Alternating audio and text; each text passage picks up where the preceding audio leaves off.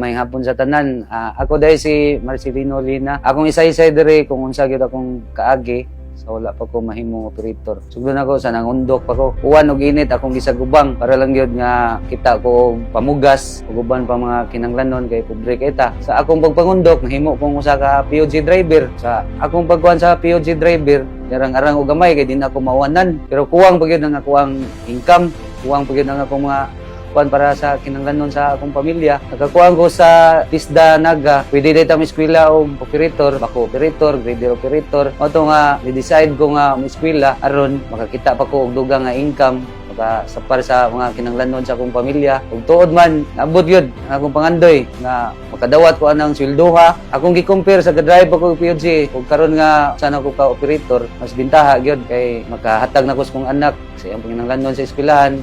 College na siya, dako-dako na siya og kuan kay magkakuan man gyud og kwarta, magapangita jud kog kwarta kay na may masalig nako kay maayong kog trabaho. Wa ko magdahom nga gikan sa konduktor, POG driver, nahimo kong heavy equipment operator kanang backhoe, grader, loader, pison, nahimo sa kong heavy driver, dump truck, nga ship loading, ug uban pa nga unsay pwede nako drivean. Ug mao na nga dako akong pasalamat sa TISDA. Salamat TISDA.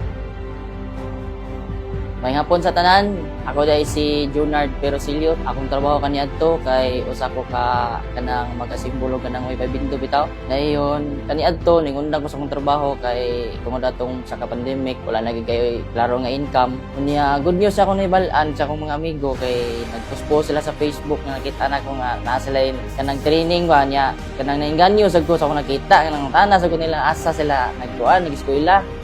Oto nga akong gikusudaan og adto asa dapitan ana sila na kuno sa nakuan sa technical training sa TESDA sa Naga tungod adto nagnahimo kong kuan na eskwela ko sila isip ka operator sa backhoe karon operator na yug ko sa una di ay ako ang trabaho dili stable ya akong income sa una kay kuan na dili kayo maka dinner sa bayronon sa balay nya gaabang pa mi medyo apike gyud tagilid nya karon nga na operator nako backhoe operator sa na-hired sa kumpanya stable na ang income gyud na angat-angat na gamay pasalamat jud ko sa TESDA.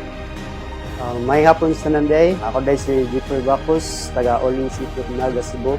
Sa una day, akong nabuhay sa nali, sudugis na nandiyo. Sa una, tabawag na labi, igawat na ako, musayro ako, balhabal, isip habal-habal driver. Mo to nakita na ko ang kuan TISDA nga naslay accredited TISDA diri sa Naga kining TTCI. Mo to naka-decide ko nga mo eskwela ning isip usa ka heavy equipment operator. Sa akong na-experience karon sa akong isip nga back operator daho kay kalahian kay sa una kuan di ko sa financial kanang wa ko'y stable nga financial niya. Then karon sa akong experience karon gyud is nan ako'y kanang financial nga tarong maka-provide ako sa akong gidikanan as sa kuan sa akong kagalingon nakatabang sa kusan. Nagpasalamat ko sa TISDA nga nagkuan sila ning TTCI diri sa Naga kay kung wala pa ni siguro karon murag og sa una og karon murag maura gyapon akong nakuha status sa kinabuhi. Wala improvement. Karon daw ko pasalamat sa akong kagalingon kay nakita ko ning TISDA. Karon stable na akong kuan income na ako'y ka-provide sa akong kagalingon sa akong pamilya.